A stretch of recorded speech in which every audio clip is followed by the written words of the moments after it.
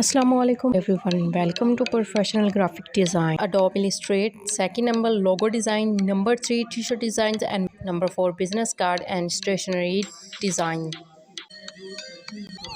If you want to do this professional course, then contact us. Our phone number is 033540933333. अस्सलाम वालेकुम, welcome everyone. मेरा नाम वसीम आबिद है और मैं आपको ये कोर्स पढ़ाने वाला हूँ। तो इसमें सबसे पहले हम सॉफ्टवेयर को स्टार्ट करेंगे, क्योंकि सॉफ्टवेयर जो है वो बेस है और उसके ऊपर हम चीज़ें बना सकते हैं। लेकिन सॉफ्टवेयर इज 5% और आपका जो मेन आइडिया होता है वो 95% होता है। तो चलिए हम स्टार्ट करते हैं आज इलस्ट्रेटर को। तो इलस्ट्रेटर में सबसे पहले जब आप इलस्ट्रेटर को इंस्टॉल कर लेंगे, जो कि हम आपको प्रोवाइड करेंगे फाइल्स, तो सबसे पहले इंस्टॉल करने के बाद जब आप उसको एक्टिवेट करेंगे तो ओपन करने पर आपको इस तरह की स्क्रीन जो है वो दिखाई देगी। तो मैं आपसे ये कहना चाह रहा हूँ कि अगर आपका कोई भी क्वेश्चन है तो आप लोग उसको एंड में पूछिएगा। तो पहले 25 मिनट क्लास होगी और लास्ट का जो टाइम है 15 मिनट, वो आप लोग क्वेश्चन कर सकते हैं। तो चलिए स्टार्ट करते हैं। तो सबसे पहले आप यहाँ पर आएंगे क्रिएट न्यू, और जब आप क्रिएट न्यू पर क्लिक करेंगे तो यहाँ पर एक डायलॉग बॉक्स ओपन होगा इस तरह का। और इसमें आप, चूंकि मेरे पास अब मैंने काफ़ी सारे फाइल्स ओपन कर रखे हैं तो यहाँ काफ़ी सारी चीज़ें हैं। तो आप सबसे पहले जाइए प्रिंट में, क्योंकि आपके पास कुछ नहीं होगा। तो लेटर सिलेक्टेड है, इसमें आए और इस ओरिएंटेशन पे आ जाए। सही। और उसके बाद एडवांस ऑप्शंस में जाएं, CMYK को हटा के RGB कर दें और इसको क्रिएट कर दें। तो इस तरह से ये आपके पास आ जाएगा। लेकिन जब ये आपके पास आएगा तो यहाँ पर आपका होगा एसेंशियल्स। तो ये कुछ इस तरह से दिख रहा होगा आपको। सही। तो इस तरह से दिख रहा होगा। तो अब इसको मैं इस वाले जो है वर्क स्पेस में वर्कआउट नहीं करता हूँ। मैं रेकमेंड करता हूँ कि आप एसेंशियल क्लासिक वाले वर्क स्पेस में काम करें, क्योंकि वो हमें ज़्यादा टूल्स प्रोवाइड करता है। सही। तो सबसे पहले आप यहाँ पर दो एरो यहाँ पे क्लिक करेंगे तो ये कोलैप्स हो जाएगा मेन्यू। एसेंशियल्स में आए और एसेंशियल्स में आके बिल्कुल इसके नीचे एसेंशियल क्लासिक्स पे क्लिक कर दें। हो सकता है आपके पास लेआउट शो हो रहा हो या इनमें से कुछ भी। तो यहाँ पर आप आएंगे, सिंपली क्लिक करेंगे और एसेंशियल क्लासिक्स। सही।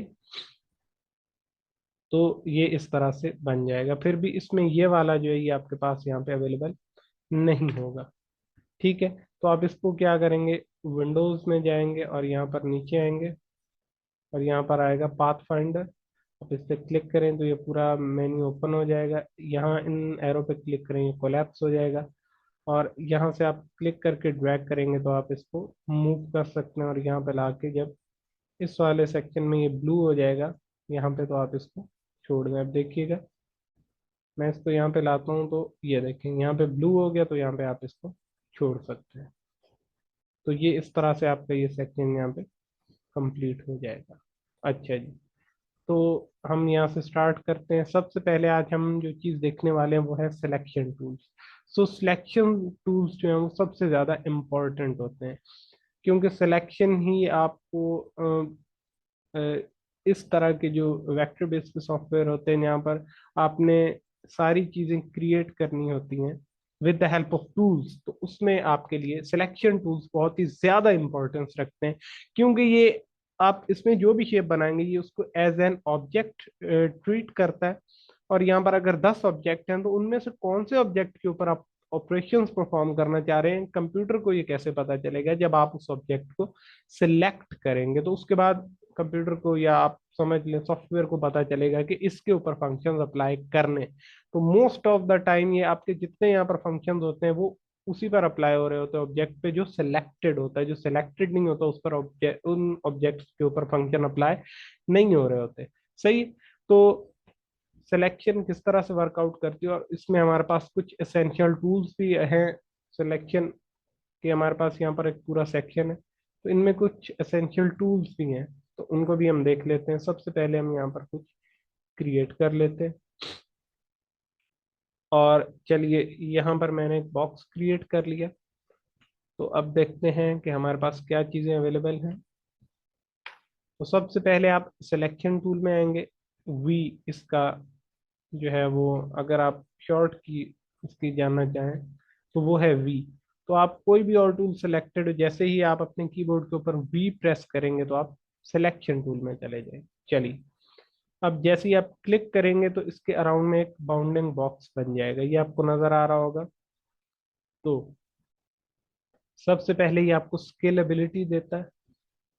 पहले तो आप इसको मूव कर सकते हैं, ये जो अंदर वाला पॉइंटर है यहाँ पे, ये ब्लू वाला, आप इस पे क्लिक करें और क्लिक को होल्ड करके ड्रैग करें अपने माउस को, तो आप इसको मूव कर सकते हैं। सही। और उसके बाद ये आपको, अगर आप यहाँ पर कॉर्नर्स पे जाएंगे तो यह यहाँ पर आपका एरो जो है वो बेंड हो जाएगा, ये देखें। और उसके बाद आप क्या कर सकते हैं, आप क्लिक करके अगर ड्रैग करेंगे तो आप अपने इस, जो भी ये आपका शेप है, ये रोटेट होने लगेगा। सही। तो आप इसको इस तरह से रोटेट कर सकते हैं। उसके अलावा मैंने आपसे कहा था स्केलिंग, तो आप इस जो कॉर्नर्स वाले यहाँ से स्केल करेंगे तो ये इवनली स्केल होगा। और अगर आप इसे स्केल करेंगे तो ये आप एक साइड में भी स्केल इसको कर सकते हैं। ये देखें, यहाँ से मैं सिर्फ ऊपर को स्केल करना चाहूँ या ऊपर से कम करना चाहूँ इसका स्केल, तो मैं इस तरह से इसको कर सकता हूँ। और इसी तरह लेफ्ट से, और इसी तरह ही राइट से, और इसी तरह हम नीचे की तरफ से भी इसको स्केल कर सकते हैं। और अगर हम कॉर्नर से करेंगे तो ये इवनली स्केल होगा। उसके बाद एक और इम्पोर्टेंट चीज हमारे पास आती है और वो है कॉर्नर विजेट्स।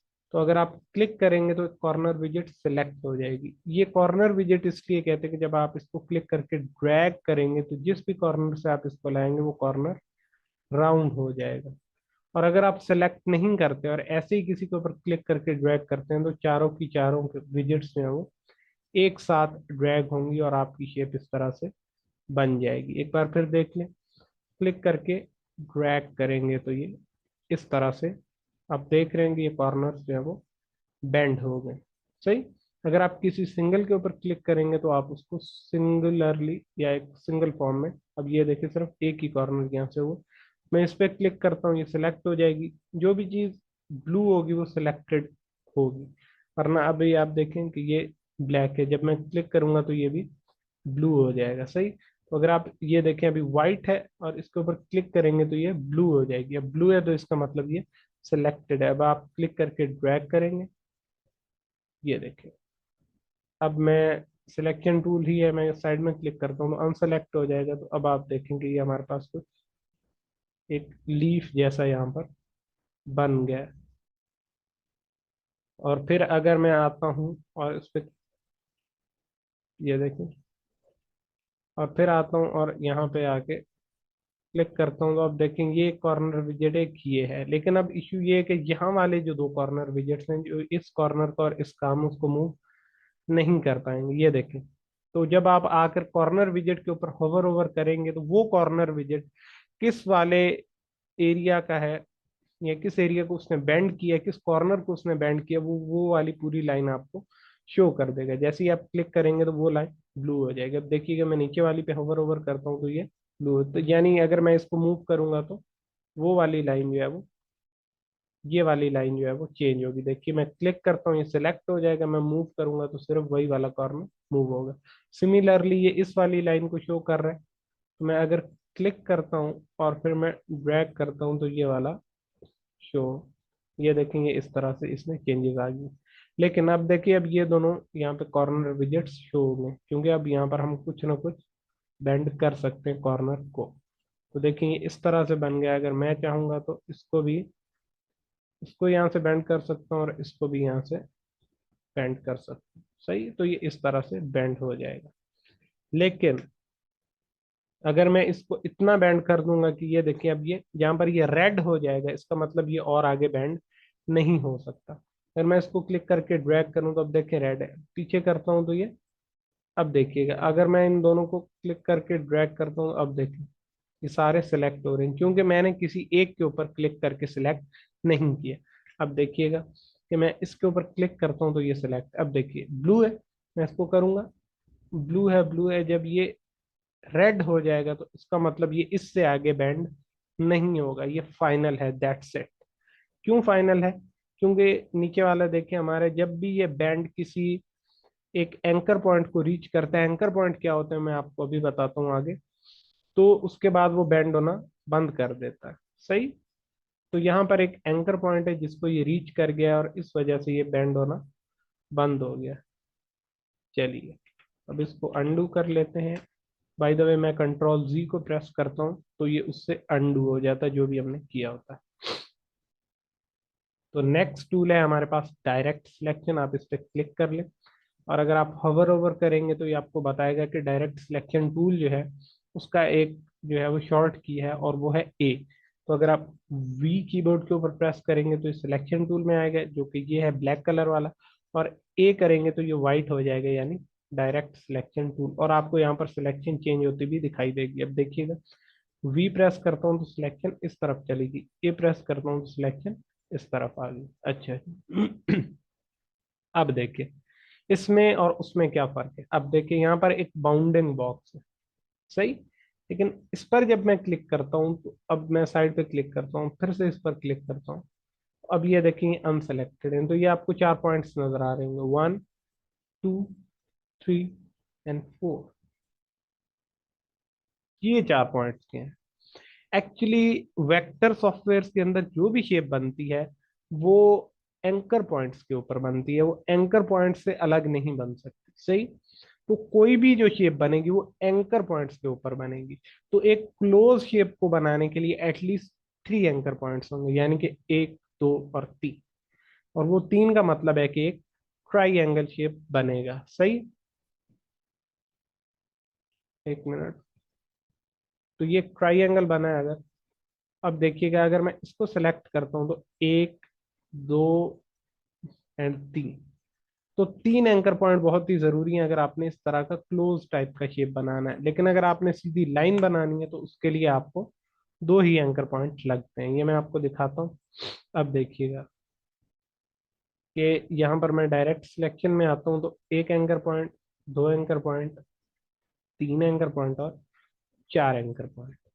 अब देखिएगा यहाँ पर मैंने इस कॉर्नर विजिट को क्लिक करके ड्रैग किया तो अब ये जैसे ही नीचे वाले एंकर पॉइंट को रीच करेगी, अब ये वाला एंकर पॉइंट तो यहाँ है, ये तो यहाँ तक जा सकता था लेकिन इसलिए नहीं जा पाया क्योंकि नीचे वाला इस एंकर पॉइंट के ऊपर आ गया। सही। फिर से देखिए यहाँ पर एक एंकर पॉइंट है, जब आप इसको बेंड करना शुरू करते हैं तो देखिए 2 एंकर पॉइंट हो गया। सही। तो आप इसको क्लिक करके ड्रैग करते जाएंगे तो इन एंकर पॉइंट्स के दरम्यान में फासला बढ़ता जाएगा जब तक कि ये वाला एंकर पॉइंट इस एंकर पॉइंट को या ये एंकर पॉइंट इस एंकर पॉइंट को रीच नहीं कर जाता। सही जी, ये जब इसको रीच करेगा तो ये बैंड होना बंद हो जाएगा। अब देखिए ये देखिए। तो ये यहाँ से अब और ज्यादा बैंड नहीं हो सकता। तो ये है एंकर पॉइंट्स। अच्छा, अब सिलेक्शन टूल जो है वो उससे हम रोटेशन स्केलिंग ये सारा कुछ कर सकते हैं। डायरेक्ट सिलेक्शन क्या करता है, एक तो आप अलग अलग जो है वो एंकर पॉइंट्स को सिलेक्ट कर सकते हैं, ये देखें। सही। तो जिस एंकर पॉइंट को आप सिलेक्ट करेंगे सिर्फ उसी का विजिट शो होगा बस, और आप उसको ड्रैग कर सकते हैं without selecting the corner visit. आप डायरेक्टली क्या कर रहे हैं, एंकर पॉइंट को सिलेक्ट कर रहे हैं। सही। और उसके अलावा यहाँ पर आपके पास जो है वो डायरेक्टली कॉर्नर विजिट को आप मैनिपुलेट कर सकते हैं। उसके अलावा आप क्या कर सकते हैं, आप एंकर पॉइंट को सिलेक्ट करें और आपके कीबोर्ड के ऊपर डिलीट का बटन होगा, आप उसको प्रेस कर दें तो ये एंकर पॉइंट यहाँ से डिलीट हो जाएगा। अब मैं इस वाले एंकर पॉइंट पे क्लिक करता हूँ, ये सेलेक्ट हो गया। देखिए जब हमने डिलीट किया, अगर मैं ये एंकर पॉइंट डिलीट करता हूँ तो अब देखिए ये तीनों एंकर पॉइंट जो है वो सेलेक्ट हो गए। मैंने कहा था जब ब्लू होगा तो वो सिलेक्टेड होगा। मैं अगर एक पे क्लिक करूँ तो बाकी दो जो है वो वाइट हो जाएंगे। सही। लेकिन अब भी देखें जो कॉर्नर होगा वहां पर कॉर्नर विजिट अवेलेबल है, अगर मैं इसको क्लिक करके ड्रैग करता हूँ तो ये भी बिल्कुल सही से वर्क करेगा। सही। और उसके बाद मैं क्या कर सकता हूँ, मैं एक और एंकर पॉइंट को सिलेक्ट करके फिर से डिलीट प्रेस करता हूँ, वो डिलीट हो जाएगा तो यहाँ पर हमारी बिल्कुल एक स्ट्रेट लाइन बन जाएगी। तो इस तरह हम क्या कर सकते हैं, हम एंकर्स को डायरेक्टली मैनिपुलेट कर सकते हैं। इसका मैं आपको तो एक और एग्जांपल से समझाता हूँ। ये हमारे पास सर्कल है, अगर मैं डायरेक्ट सिलेक्शन टूल को लाता हूँ तो अब देखिएगा इसके ऊपर ये आपको कर्व हैंडल्स दिखाई दे रहे हैं। ये जितना कर्व आया हुआ है ना इसके अंदर, ये इन कर्व्स हैंडल की वजह से आया हुआ है। सही, अब यहाँ पर आपको कोई कॉर्नर विजेट्स नहीं दिख रहे क्योंकि यहाँ पर कोई कॉर्नर है ही नहीं। सही, तो अब ये क्या करते हैं, अगर आप इनको क्लिक करके ड्रैग करेंगे तो आप इनको लंबा भी कर सकते हैं, छोटा भी कर सकते हैं डायरेक्ट सिलेक्शन की मदद से, और आप इनको रोटेट भी कर सकते हैं उस सिंगल एक्सिस पॉइंट के ऊपर जहां से ये निकले हुए हैं। तो इस तरह आप क्या कर सकते हैं, आप शेप को मैनिपुलेट कर सकते हैं। उसके बाद आप क्या कर सकते हैं, इस एंकर पॉइंट को सिलेक्ट करके आप डिलीट करें तो अब आपके पास एक परफेक्ट हाफ सर्कल जो है वो अवेलेबल है। अब फिर से डायरेक्ट सिलेक्शन में आए और अब देखिए यहाँ पर कंप्लीट है ये आपका हैंडल, और यहाँ पर हाफ दिखाएगा, फुल नहीं दिखाएगा जब तक कि आप सेलेक्ट नहीं करेंगे। अब देखिए जब आप इस पे क्लिक करेंगे तो ये जो कर्व है इसके अंदर सिर्फ ये कर्व हैंडल इन्वॉल्व नहीं है, ये वाला कर्व हैंडल भी इन्वॉल्व है। अब देखिएगा मैं अगर इसको चेंज करता हूँ तो ये डायरेक्टली कर्व को चेंज कर सकता है, ये देखें। या फिर मैं इसको इस तरह से करता हूँ तो ये पहले वाले की हेल्प करेगा उसको सही से एडजस्ट करने में, ये देखें। तो अब मैंने इसको इस तरह से बना दिया, लेकिन ये क्या करता है, ये दूसरी साइड में भी उसी तरह से वर्कआउट कर रहा होता है। तो इसलिए ये एक दूसरे के साथ जुड़े होते हैं और ये एक दूसरे को मैनिपुलेट करते हैं। हम आगे जाके सीखेंगे कि किस तरह हम एक इनमें से ये अगर मैं क्लिक करता हूँ तो ये दो साइड पे निकले हुए, तो हम किस तरह एक सिंगल साइड वाले को क्लिक करके मूव कर सकते हैं। ये देख रहे हैं आप, ये मूव हो रहे हैं। तो ये आगे हम जाएंगे, वहां पर एंकर पॉइंट के लिए स्पेसिफिक टूल्स आते हैं, तो उनके अंदर हम पढ़ेंगे कि हम किस तरह सिंगल को मैनिपुलेट कर सकते हैं और ये सारी चीजें। सही, तो चलिए मैं कंट्रोल जेड कर देता हूँ ताकि ये सारा कुछ अंडू हो जाए। और ये अगर सर्कल है तो इसके साथ भी सिमिलर सिलेक्शन टूल करेगा, लेकिन इसको रोटेट करने का कोई फायदा नहीं है, ये हर तरफ से एक ही जैसा दिखेगा। सही, और उसके बाद हाँ इसमें स्केलिंग की जा सकती है, स्केल अप और स्केल डाउन किया जा सकता है, और उसके अलावा आप इसको एक साइड से स्केल कर सकते हैं। सही, और डायरेक्ट सिलेक्शन क्या करता है, इसमें एंकर पॉइंट्स को डायरेक्टली ये मैनिपुलेट कर सकता है। सही, और उसके अलावा ये क्या कर सकता है कि आप यहाँ से कोई एंकर पॉइंट यहाँ से डिलीट कर सकते हैं। और सर्कल में एक और चीज़ है, अगर आप यहाँ पर आते हैं, सर्कल आए, आप इसको सेलेक्ट करें और सिलेक्शन टूल को लेकर आए, तो यहाँ पर आएंगे तो आप जैसे ही यहाँ पर आएंगे तो ये इस तरह का कोई एरो के नीचे आपको एक छोटा सा एक चीज़ नज़र आ रही होगी, आप डबल क्लिक करें यहाँ पे और क्लिक करके इसको ड्रैग करें। सही, तो आप देख रहे हैं कि ये इस तरह से बन गए, जिस तरह से पैक मैन होता था। ओल्ड गेम्स, एक ओल्ड गेम है पैक मैन, तो उसके अंदर पैक मैन जो है ना उसकी शेप कुछ इस तरह की होती थी। स्पेशली अगर मैं इसे थोड़ा सा रोटेट करूं तो देखें कुछ इस तरह की उसकी शक्ल होती थी। तो अब देखिएगा फिर से मैं क्लिक करके ड्रैग करता हूँ और मैं इसको बिल्कुल यहाँ पे ला के हाफ सर्कल बना सकता हूँ। अब ये हाफ सर्कल जो है ये कटा हुआ नहीं होगा, बल्कि इसके नीचे भी लाइन होगी। जो पहले हम सर्कल बना रहे थे हाफ सर्कल, इसमें क्या था, हम डायरेक्ट सिलेक्शन को लाते थे, यहाँ पे क्लिक करके इसको डिलीट कर देते थे। ये जो हाफ सर्कल बनता है ये सिर्फ हाफ सर्कल है और ये दरमियान से जुड़ा हुआ नहीं है, ये एक ओपन शेप है, ये क्लोज नहीं है, जबकि ये एक क्लोज्ड शेप है क्योंकि ये दरमियान से जुड़ी हुई है। अब देखें इसमें अगर आप देखें ना तो एक एंकर पॉइंट, दो एंकर पॉइंट, तीन और चार। सही, जबकि इसमें एक, दो और तीन। तो ये फर्क है, इस वजह से ये शेप जो है ये क्लोज शेप है। सही, फिर से आप इसको लें और आप इसको फिर से क्लोज कर सकते हैं उसी तरह से ले जाके वापस। अब देखेंगे फिर से वही चार एंकर पॉइंट जो हैं, अगर मैं डायरेक्ट सिलेक्शन लाता हूँ तो वन, टू, थ्री, फोर। सही, अब आप इसको क्या कर सकते हैं, इससे आप एंडलेस पॉसिबिलिटीज हैं कि आप इसको क्या शेप बनाना चाहते हैं, आप ये बना सकते हैं।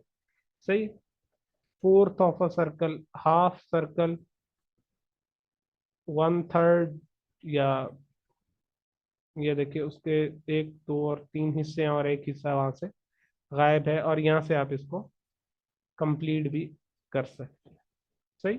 तो ये थे हमारे सिलेक्शन टूल्स। आगे आगे आपको पता चलेगा कि why selection tools are very important, क्योंकि इसमें हम फिर जब डिफरेंट शेप्स बना रहे होते हैं अलग अलग टाइप की, तो उन शेप्स को हमें सिलेक्ट करना पड़ता है, उनमें सिंगल सिंगल एंकर पॉइंट्स को हमें चेंज करना पड़ता है। तो हम उन एंकर पॉइंट्स को डायरेक्टली सिलेक्ट करके रिमूव करते हैं, या उनमें एंकर पॉइंट्स को ऐड करते हैं, या उनको मैनिपुलेट करते हैं।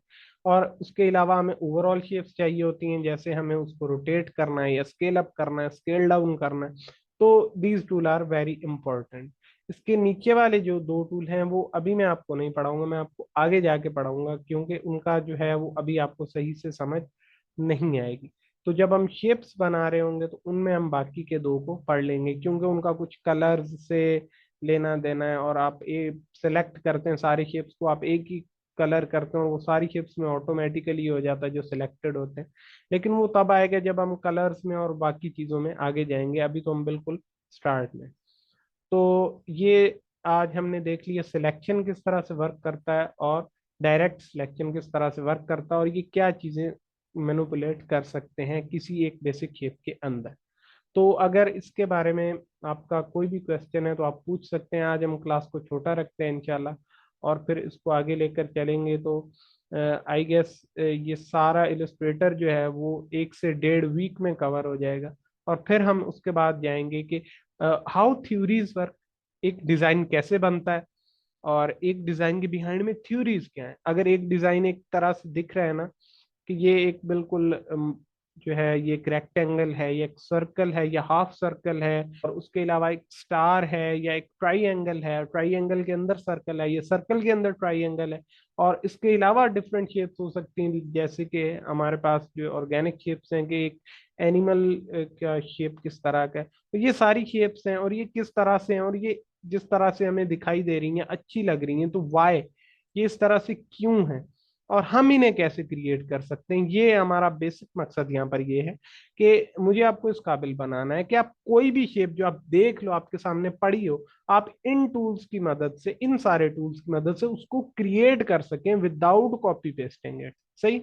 तो अगर आप उसको क्रिएट करने के काबिल हो जाते हैं तो आप, दैट इज ग्रेट। सही। आप डिजाइन बनाने के काबिल हो गए। उसके बाद हम देखेंगे कि हाउ टू क्रिएट डिजाइन। सही। हाउ टू क्रिएट डिजाइन क्या है। अब इन टूल से तो आपने बनाना सीख लिया कि जो है वो एक सर्कल और ट्राइएंगल और रेक्टेंगल और डिफरेंट टूल्स है, उनको यूज करके आप एक शेप कैसे क्रिएट करेंगे। लेकिन आप कोई शेप, एक स्पेसिफिक शेप, वो कौन सी शेप होगी जो आप क्रिएट करेंगे, एक लोगो के लिए मैं बात कर रहा हूँ। तो आप एक स्पेसिफिक शेप क्रिएट करते हैं ना, एक कंपनी कहती है कि जी हमारा ये कारोबार है, और हमें जी एक शेप चाहिए, आप हमें बना के दें। सही। तो वो शेप आप कैसे क्रिएट करेंगे। एक बिजनेस कार्ड है, उसके ऊपर आपने जो है वो एक शेप क्रिएट करनी है, तो वो आप कैसे करेंगे, और वो कौन सी शेप होगी। तो ये आइडिया कहाँ से आएगा कि जी हमें ये शेप बनाना चाहिए एक बिजनेस कार्ड के लिए, या एक टी शर्ट के लिए हमें ये शेप बनाना चाहिए, ये अच्छा लगेगा, और ये लोगों के लिए ये शेप अच्छा लगेगा। तो ये आइडिया कहाँ से आएगा। तो ये आइडिया जो है इसको हम इंशाल्लाह मैं आपको बताऊंगा कि ये आइडिया ड्राइव कैसे होता है, क्योंकि इसके बिहाइंड में पूरा प्रोसेस है, थियरीज है, कि स्टेप बाय स्टेप आप ये प्रोसेस लेकर चलते हैं। तो आप स्क्रैच पे होते हैं तो आपके माइंड में कुछ नहीं होता, आप फाइनल पे पहुंचते हैं तो आप एक कंप्लीट डिजाइन बना चुके होते हैं। और ये ऐसा नहीं है कि कोई कि इसमें कोई महीने लगते हैं बनाने में, इतना टाइम नहीं आपको मिलता। आपको ज्यादा से ज्यादा 24-48 घंटे मिलते हैं, तो आपने उसके अंदर वो काम कंप्लीट करना होता है। तो अब स्टेप बाय स्टेप ये सारे स्टेप्स फॉलो करके आप 1 घंटे में, आधे घंटे में, स्क्रैच जहाँ पे आपके पास कोई नॉलेज नहीं है, से फाइनल जहाँ पर आप एक पूरा डिजाइन क्रिएट कर रहे हैं, उसमें कलर्स और शेप्स और टाइपोग्राफी, यानी टेक्स्ट उसके नीचे जो लिखा होता है उसकी सेटअप करना, उनको आपस में मिक्स करके रखना एक दूसरे के साथ, वो एक दूसरे को कॉम्प्लीमेंट कर रहे हो। अब ऐसा है कि जी आपने कुछ भी शेप बना दी, उसके नीचे कुछ भी टेक्स्ट लिख दिया, कुछ भी कलर कर दिया, तो वो बुरे लगते। तो एक प्रोफेशनल और एक नॉन प्रोफेशनल में, यानी एक एक्सपीरियंस्ड और नॉन एक्सपीरियंस में, एक स्किल्ड और एक बिगिनर में यही फर्क होता है कि स्किल्ड बंदा जो है उसने प्रैक्टिस की होती है। सही है। उसको पता होता है थिंग्स जो है वो कैसे वर्कआउट कर रही हैं, या उसे कौन कौन सी चीजें लगानी है तो वो एक दूसरे के साथ अच्छी लगेंगी। तो यही मुझे आपको सिखाना है कि आपको कौन सी चीजें एक दूसरे के साथ आप लगाएंगे तो वो अच्छी लगेंगी, और कौन सी चीजें एक दूसरे के साथ आप लगाएंगे तो वो मैस लगेंगी, बुरी लगेंगी। सही। तो इसको भी हम आगे देखेंगे थेरीज में, और फिर प्रोसेसेस में, और फिर हम देखेंगे कि टी शर्ट्स कैसे बनती हैं। फिर हम ये देखेंगे कि बिजनेस कार्ड्स कैसे बनते हैं, लेटर हेड्स कैसे बनते हैं बिजनेसेस के लिए। और फिर हम देखेंगे ट्रेसिंग कैसे होती है, ये एक अलग एक पूरा स्किल है वेक्टर ट्रेसिंग का, जहां पर हम रास्टर इमेजेस को वेक्टर के अंदर कन्वर्ट करते हैं। वो क्यों करते हैं? वेक्टर आपको स्केलेबिलिटी देता है। रास्टर इमेज जो आप अपने कैमरा से पिक्चर खींचते हैं ना, उसमें पिक्सल्स होते हैं, पिक्सल्स की एक लिमिट होती है। सही। आपको यहाँ पर आएगा जी कि 100 मेगापिक्सल, और आपको 48 मेगापिक्सल, 65 मेगापिक्सल, लेकिन उन मेगापिक्सल्स या पिक्सल्स की एक लिमिट होती है। जब आप उससे ज्यादा स्ट्रेच करते हैं तो वो पिक्सलेट हो जाते हैं, वो पिक्सल फट जाते हैं। सही। वो आपको बॉक्स बॉक्स से कलर के नजर आने लगते हैं सारी जगह। तो वो पिक्सलेटेड पिक्चर या पिक्सलेटेड इमेज या पिक्सलेटेड आइकॉन बुरा लगता है। सही। नॉन प्रोफेशनल लगता है। स्ट्रेच किया हुआ इमेज जो है ना वो कभी भी आपको प्रोफेशनल लुक नहीं देगा। तो कंपनी अपना इमेज बर्बाद नहीं करना चाहती, वो नहीं चाहती कि आप उसका कोई ऐसा फेस बनाए जो स्ट्रेच्ड हो, जिसमें उस पिक्सल्स नजर आ रहे हैं। सही। तो वो क्या करते हैं, वो रास्टर इमेजेस को वेक्टर में कन्वर्ट करवाते हैं। वेक्टर जो है जैसे इलस्ट्रेटर में हो गया, या कोरल ड्रॉ में हो गया, इंकस्केप हो गया, सही, क्रिएट प्रो हो गया, ये ऐसे सॉफ्टवेयर हैं जो वेक्टर इमेजेस पैदा करते हैं, सही, या बनाते हैं। तो उनमें क्या होता है, ये जितनी चीजें यहाँ पर बनती हैं वो पिक्सल फ्री होती है, उनमें पिक्सल्स नहीं होते। तो आप उनको कितना भी बड़ा कर सकते हैं और कितना भी छोटा कर सकते हैं, वो पिक्सलेट कभी नहीं होने वाले, क्योंकि उनके अंदर कोई पिक्सल्स है ही नहीं। तो इसलिए वेक्टर ट्रेसिंग करवाई जाती है कि आप रास्टर इमेज को वेक्टर के अंदर कन्वर्ट करते हैं, ताकि उसमें जो पिक्सल्स हैं, जो लिमिट है, वो खत्म हो जाए। और उसके बाद क्या होता है कि आप उस जो आपका स्किल है उसको सेल कर सकते हैं, और वो अच्छा खासा स्किल है।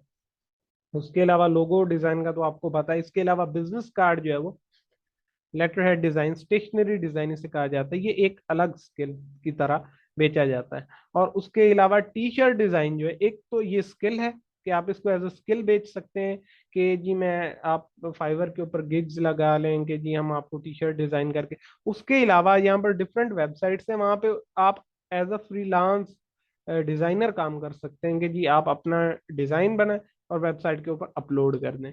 वेबसाइट से जब उन वेबसाइट्स के पास अपना ट्रैफिक है, लॉयल उनके कस्टमर्स हैं, वो आते हैं वहां से डिजाइन पसंद करते हैं और खरीद लेते हैं। सही। और उसका वो आपको कमीशन दे देते हैं, $5, $7, $3, $10 एक डिजाइन का। तो आपको करना क्या है, डिजाइन बनाया, अपलोड किया, आप फारिग है।